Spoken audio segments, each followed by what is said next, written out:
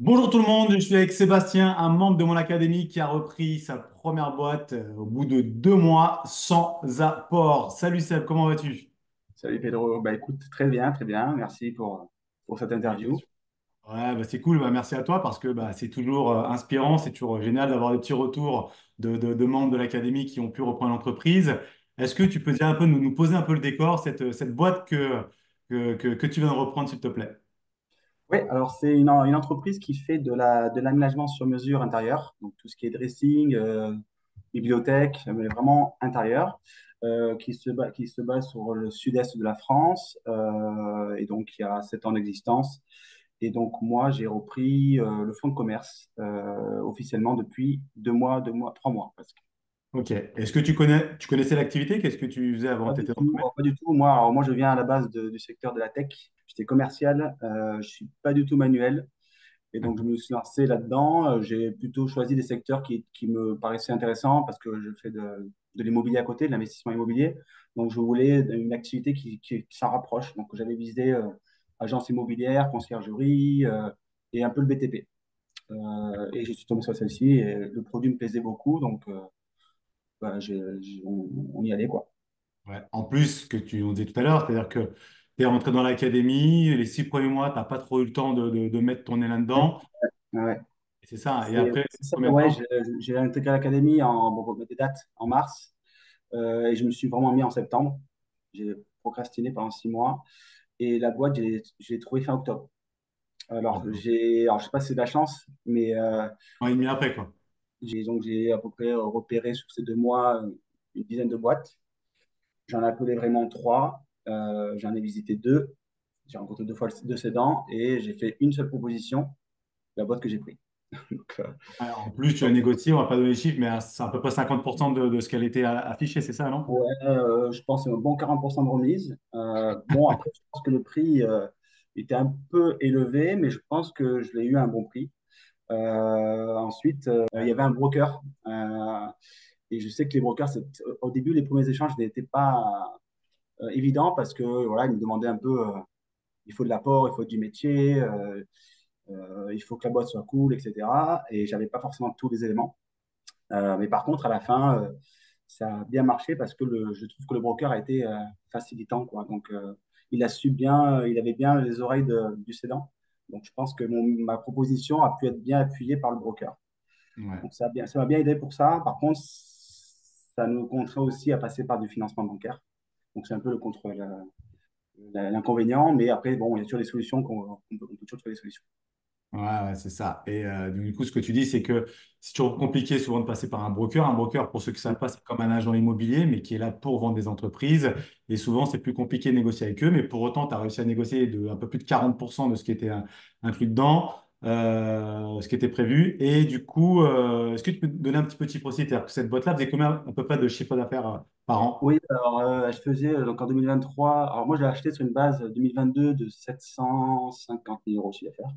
Mhm. Et on s'est basé sur ça. Et en fait, finalement, elle a fait 800. Parce que je me suis basé sur les chiffres d'affaires de 2022 ouais, 2 et 2023, tu as 800 000 euros de chiffre d'affaires. Ouais. 5 salariés, plus un couple enfin 4 salariés, pardon, et un couple de gérants que je remplace. Moi, je remplace le cédant qui, lui, était un peu le commercial, qui faisait les devis, qui est du métier à la base, et Cynthia, ma femme, qui, elle, s'occupe plutôt de la partie marketing et gestion administrative. Ouais. En plus, tu as décidé, parce que tout le monde ne le fait pas comme ça, mais toi, tu as décidé, en tout cas pour ta première boîte, finalement, de quitter ton job, chômage, c'est ça? Oui, j'ai Ça, c'est démissionné de ma génial. femme. Ça, c'est génial, Voilà, chômage. Et du coup, de venir complètement te plonger dans cette entreprise pour te donner corps et âme, entre guillemets, mais en tout cas, pour la développer. Et si je ne me trompe pas, tu as déjà augmenté bien le chiffre d'affaires en bout d'un oui, mois ou oui, deux. ouais, on a. Alors, ce qui était pas mal, c'est qu'on a des choses qu'on n'a pas anticipées qui sont retrouvées être dans le deal et qui étaient positives. C'est que c'est une boîte qui n'a pas besoin de trésorerie, par exemple, puisque c'est du BFR, enfin négatif, où on a des acomptes qui sont encaissés tout de suite pour des chantiers qui vont être faits dans 1, 2, 3, 4 mois. Donc, le jour de la signature, c'est vrai que je ne m'étais pas attendu à ça, mais j'ai acheté le fonds de commerce et le cédant m'a fait entre guillemets, un chèque de tous les acomptes qu'il avait lui-même encaissés. Alors, c'est pas du profit, hein, c'est juste des avances de chiffre d'affaires qui seront débloqués que dans 2 mois pour payer la marchandise. Donc ça, c'était un bon boost pour moi le début parce que j'avais pas besoin forcément de mettre beaucoup de trésorerie au début. Donc ça, c'était bien. Et ensuite, on a recruté aussi une personne. Alors, ce qui s'est passé, je ne sais pas si tu te souviens, mais l'homme clé, en fait, a démissionné en plein milieu à 2 semaines de l'achat. Donc, nous, on a négocié en janvier, hein, et ça s'est finalisé j'ai signé début juillet. Mais l'homme clé est parti fin juin, mi-juin, 2 semaines avant le Juste closing. avant Donc, la closing. mais on n'a pas eu trop le temps de tergiverser, de stresser, puisqu'on avait trouvé déjà son remplaçant, parce qu'on avait un peu anticipé. Et ça s'est fait, il est parti le vendredi, et le remplaçant est arrivé le lundi. Et le remplaçant est arrivé avant moi. Donc il a eu le temps de mettre en place des choses, des process un peu digitaux, pas mal de process d'ailleurs. Et quand je suis arrivé, il avait pas mal mâché le travail de la structuration, donc c'était vraiment bien. C'est un profil super. On a un profil là vraiment, vraiment top. Ouais, non, mais c'est top, franchement, c'est génial. En plus de ça, comment ça s'est passé un peu la négociation? Parce que la rencontre avec le broker, comment ça s'est passé? A priori, il te demandait de Oui, l'apport, c'est cela. Donc, ouais. comment tu as réussi à le convaincre du coup? Ouais, alors le premier, alors, j'avais fait pas trop d'appels comme je le disais au début. Donc quand j'appelle, c'est vrai on est toujours un peu jugé. Donc les brokers, c'est vrai qu'ils ont un peu ce côté, vous êtes qui vous? Voilà, montrez-moi pas de blanche. Et donc il m'avait demandé, je me rappelle, il m'a demandé un apport, ce qui était, enfin ouais, est-ce que vous avez autant d'apport? Parce qu'à la base, le prix de vente était assez gros, plus les stocks, plus plein de choses qui faisaient que l'apport était de plusieurs centaines. Enfin, c'était 180 000 euros, 190 000 euros, je crois qu'il demandait. Et il me demande, est-ce que vous Est-ce avez? que tu les avais? Est-ce que tu les Oui, avais? oui, alors que sur mon compte, j'avais même pas 20% de ça. Et donc, oui, oui, après, je dis, on verra plus tard. Et le côté, alors ça, c'était le côté un peu bloquant, c'était le côté, je ne suis pas du métier. Et ça, il m'a dit, moi, je crois, bon, après avoir bien discuté, il m'a dit, bon, je veux croire en ton profil, parce qu'on a bien discuté, mais pour les banques, ça va être un peu compliqué. Donc, moi, pour pallier à ça, donc, l'apport, je l'ai trouvé d'une manière, j'ai trouvé tout à fait légal et tout ça, mais j'ai trouvé l'apport Les petites en, astuces, on ne peut pas dire exactement parce que voilà, il y a des trucs qui sont un peu petits, mais tu as réussi à trouver de l'argent, donc légalement, mais qui n'est pas sorti de ta poche.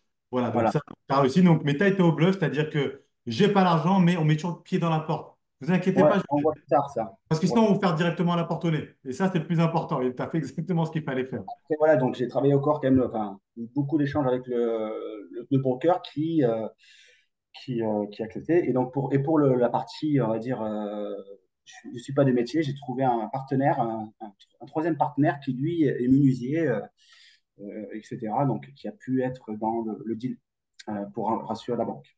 Donc en échange d'une petite part de la boîte.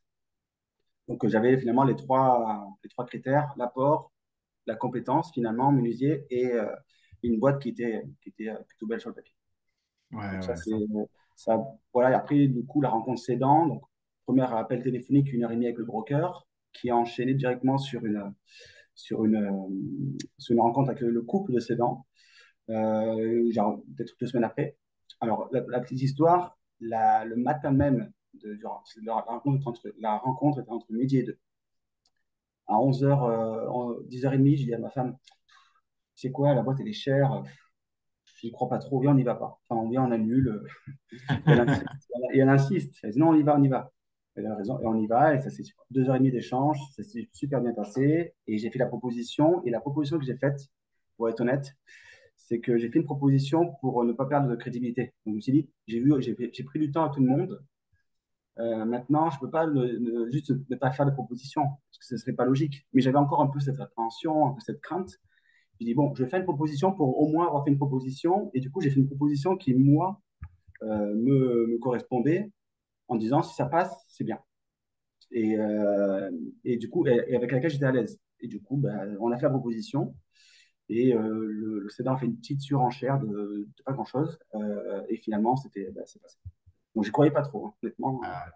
Ah, c'est royal. Après, on ne peut pas donner des chiffres, bon, parce que voilà, c'est pourquoi on ne peut pas donner des chiffres, mais voilà, ça a été une belle boîte, franchement, saine en tout cas, qui tournait bien depuis plusieurs années, où il y avait du bénéfice, tout ça, et donc ça valait vraiment le coup de quitter ton job pour y aller en tout cas. C'est une boîte qui a une très bonne notoriété aujourd'hui. je suis pas du métier. Et en fait, j'appréhendais aussi ce côté-là technique, parce que les devis, c'est moi qui les fais, les chiffrages. Et en fait, pas besoin, parce qu'il faut juste avoir un discours commercial plutôt où on parle pas de technique en fait, on parle juste de comment vous voulez vos placards, quelle couleur, est-ce que vous une penderie à droite, enfin voilà, des choses plutôt esthétiques, on s'attarde sur l'esthétisme. Et ensuite, quand ça avance, là, la partie technique, notre directeur technique arrive et rentre dans le vif du sujet technique. Donc en fait, finalement, cette boîte, et ça, je suis en train de prouver un modèle finalement, c'est que si moi, la boîte, j'arrive à la faire fonctionner de manière pérenne en n'étant pas du métier, ça veut dire que si demain je devais la vendre, Dupliquer. même la vendre, ben, j'aurais prouvé qu'en fait, on n'a pas besoin de menuisier pour gérer cette boîte, Bien finalement. sûr. Que, Tu tu vois, prêches un convaincu. C'est donc clair. oui, après, voilà. Et du coup, oui, le chiffre d'affaires, actuellement, on fait à peu près plus 20% par rapport mensuellement sur les 2 premiers mois d'activité par rapport à ce Ça que je fait que faisais. 2 mois hein, que tu viens de la reprendre. Donc, tout de suite, ça n'a pas baissé les premiers mois, c'est tout de suite, tu as augmenté le chiffre d'affaires Il a en plus plus. de dossiers parce il y avait des chantiers quand même lui, il avait pris les commandes, mais c'est juste que comme lui, il était un peu sur la fin, il a peut-être pas mieux vendu les projets, mais peut-être mieux, je sais pas. Et je Ah, pense aussi parce que les équipes, elles sont plus efficaces aussi. ouais, ouais. Non, mais Ouais, c'est top. Hein. Non, mais c'est cool. Vous venez aussi ramener plus de peps, plus de jeunesse, plus de dynamisme. Donc, forcément, ça, c'est top. Et combien tu as rencontré d'appels? Combien tu as été visité d'entreprises avant de trouver ta première entreprise? ben, vraiment, aller voir, enfin, j'ai eu 3 cédants au téléphone, mais vraiment aller voir l'entreprise. Et il y avait une entreprise de conciergerie et celle-ci. Donc, Donc, en fait, on a eu trois, tu en as préqualifié bien comme il faut. Ça a amené 3 appels, donc 3 cédants différents. Et sur les trois, tu t'es déplacé 2 fois et tu as fait une offre que tu c'est as ça. close.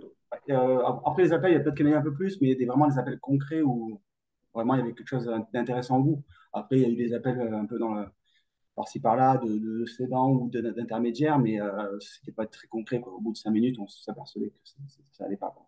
Ah ouais. Non, bah, écoute, top, hein, franchement, félicitations, super content pour toi. Franchement, une dernière question pour finir.